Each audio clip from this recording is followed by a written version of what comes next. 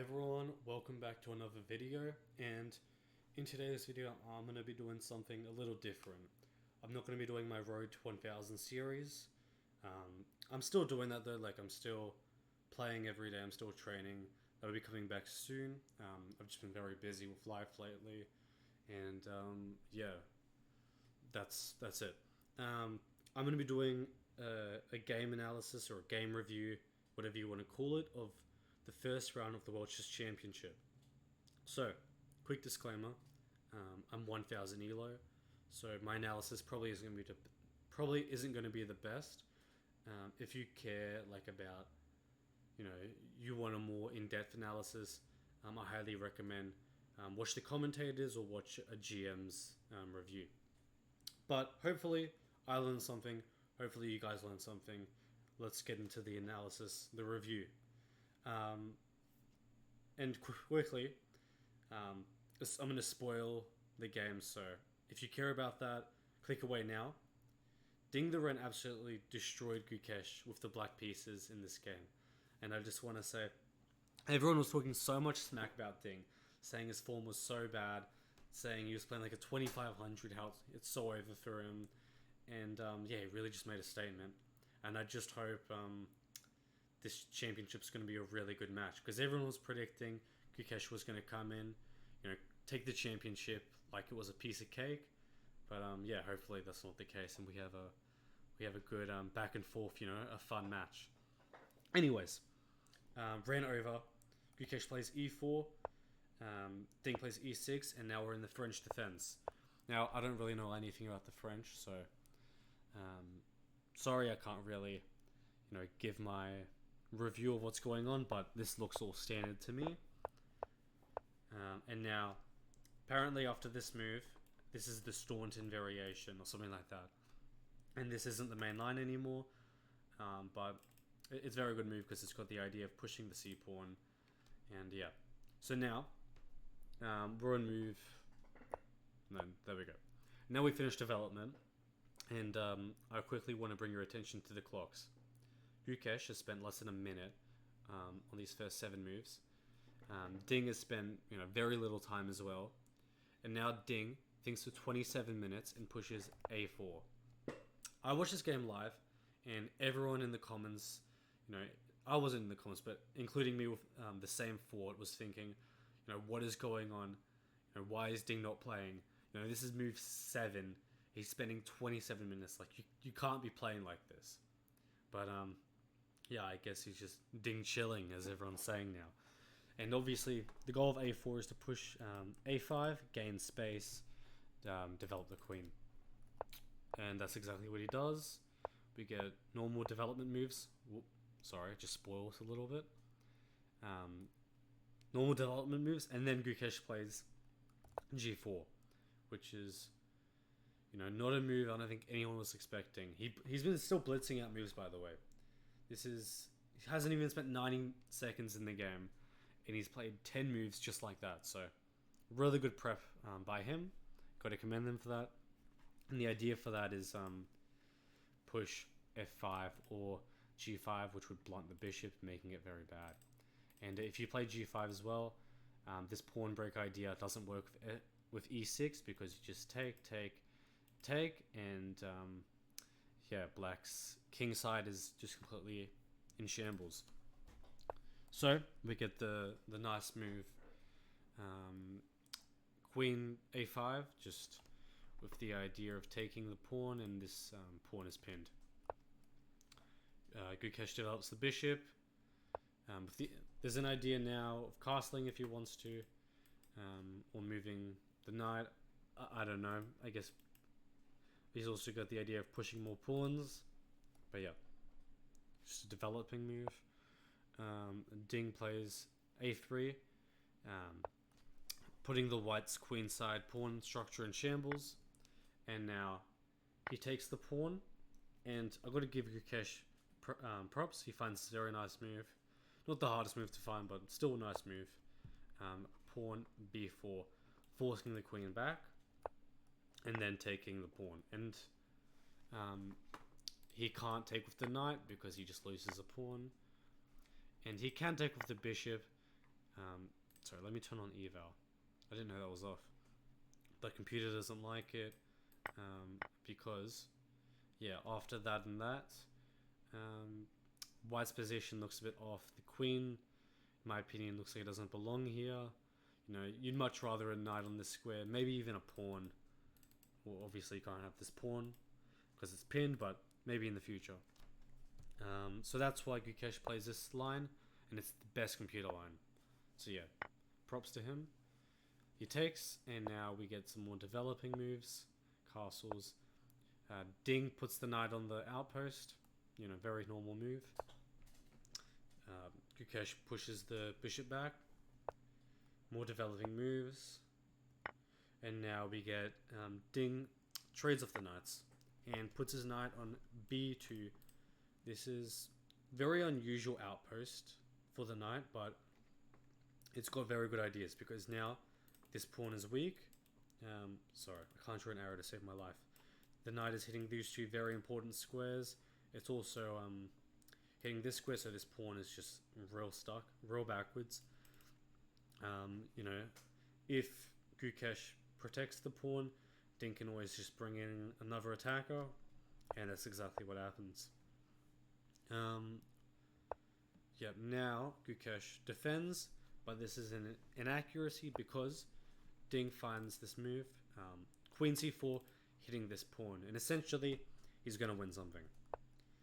Now Gukesh plays this inaccuracy, and it's an inaccuracy because it allows Ding to play Queen d3, and you don't want to trade queens here because this knight is just disgusting. It's black's. This knight is worth more than essentially. I don't know, but it's basically black's best piece, and it's forking everything, and it's an absolutely winning position for black. So that's why Gukesh doesn't accept the trade, but he makes this inaccuracy and allows the bishop to develop with tempo. So not good. Gukesh is forced to push the rook forward because you don't want to drop this pawn.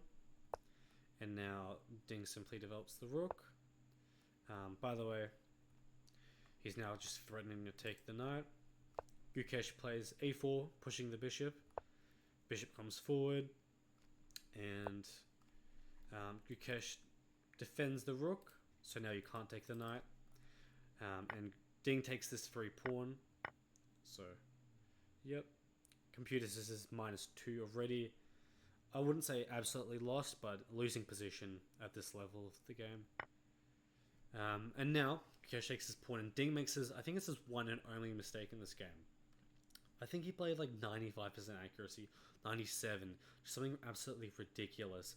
And this was his only inaccurate move. And he takes back with the pawn. Not the best move. I don't think it's...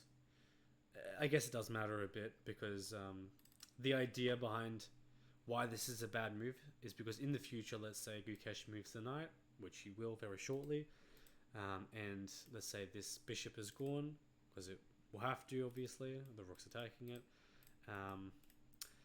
Gukesh has this very nice idea of playing bishop c5, stopping the black side from castling, and that also unleashes a discovered attack with the rook.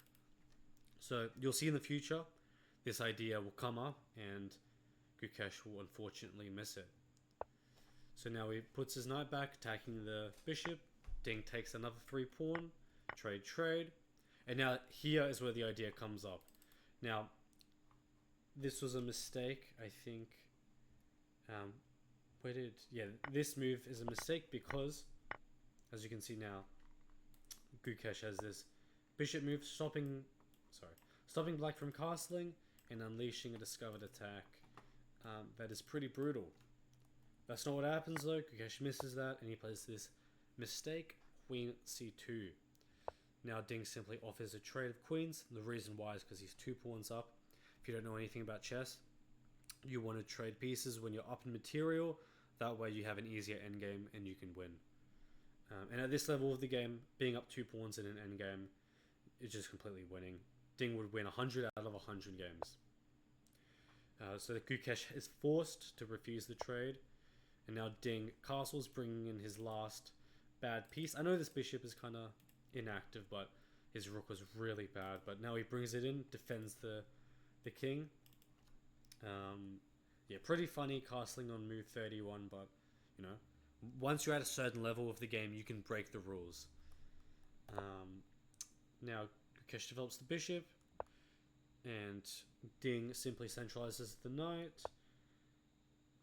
Gukesh pushes the queen, centralizes it a bit, and now Ding plays very accurately, trades the rooks, pushes the pawn, takes the pawn with check, and now Gukesh plays this inaccurate move, bishop g2, and this is inaccurate because, as you can see, Engine really likes this idea of bishop f5, trying to play bishop e4, and the idea is you can't take, obviously, because it's pinned, and if you've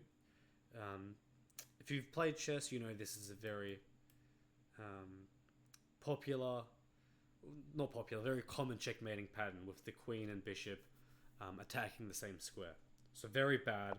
You don't want this, and Ding finds it. So now he has to defend the king and play very passively. Ding now plays this move h6, and the reason why is you can't take because you allow checkmate in 1. So now this allows the bishop all the freedom in the world.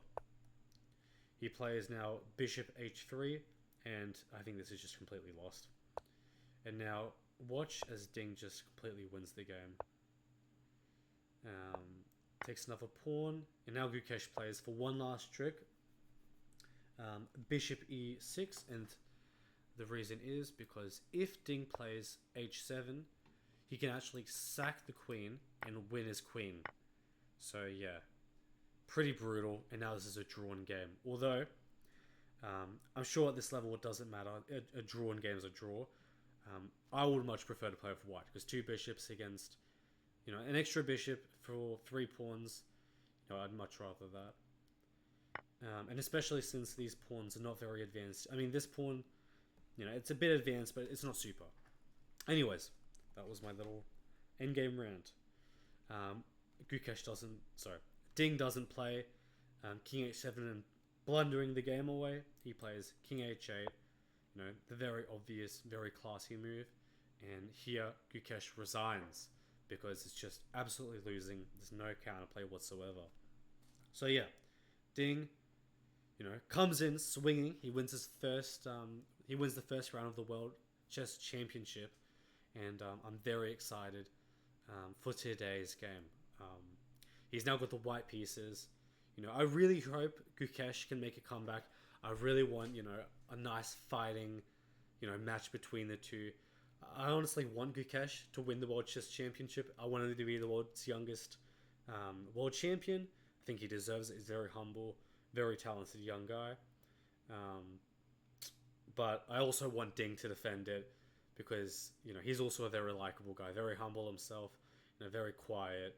And I think he also underrates himself. You know, he said he came into the match saying he was an underdog. Well, I guess he proved himself wrong. He proved everyone wrong.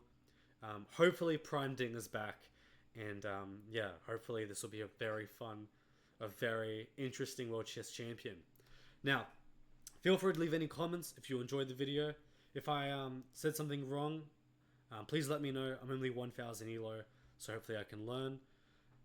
If you guys also have any insights, feel free to comment that as well. But yeah, thanks for watching, and I'll see you whenever I upload next. Bye.